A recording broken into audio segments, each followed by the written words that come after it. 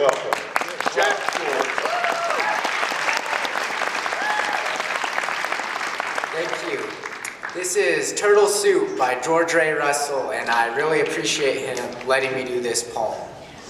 I was sitting in a grand hotel in Denver one fine day, and I was heading back to Texas with a pocket full of pay, when the waiter offered me some turtle soup, a Brown Palace delicacy, he said.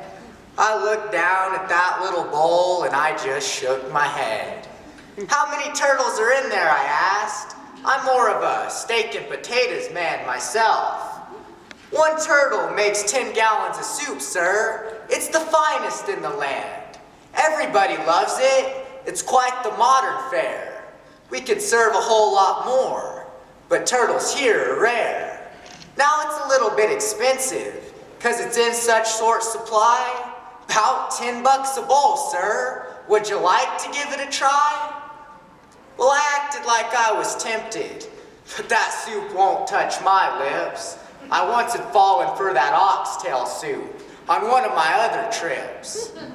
Then he offered me some matzo ball soup, but I just smiled and said, no way. But I might try some other part of the matzah, maybe on some other day. Well, I finally got my porterhouse steak. I ate it all except for the bone. I got out of that fancy place and saddled up for home. But as I was riding, I got to figuring about that turtle soup. It only takes 1 turtle to make 10 gallons of that goop. Well, that's 160 bowls at $10 a piece. Well, that's $1,600 in just 1 carapiece. Now, I know I'm just a dumb old cowboy, but I can hear the sound and the word of great big profits from a great big turtle herd. So I started a new roundup.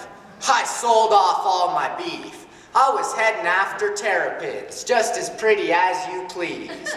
I climbed upon my cutting horse, and into his sides I spurred. I became an official turtle boy, even though that sounds absurd. And I got to where I could rope them, but they'd pull their heads inside. My rope would slip right off their neck no matter how many times I tried.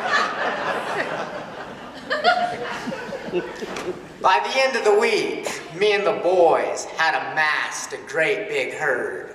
We'd be leaving for Denver in the morning with 5,000 head, so I sent out the word.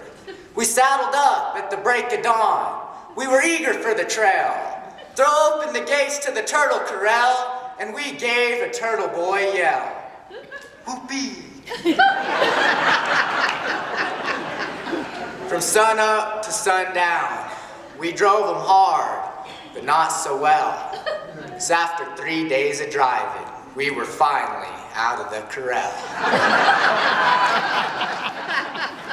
On the 4th night out, the herd was calm, but the wind blew up a storm.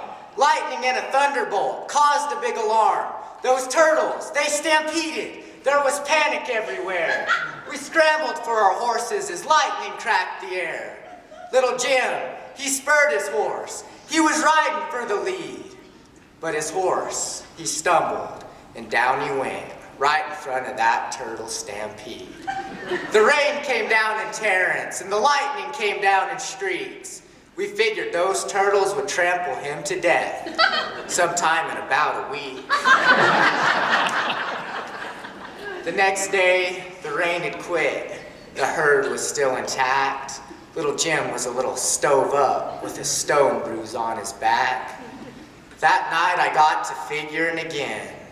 It brought me almost to tears when I realized that to get my herd to Denver, it'd take about 30 years. That night I dreamed of turtles, oxtails, and matzo balls too. I came away concluding that my turtle boy days were through. Though I've never heard of them before, I don't know if they're a critter or a bird, but next week I'm gonna round me up a great big matzo herd. Thank you all so much.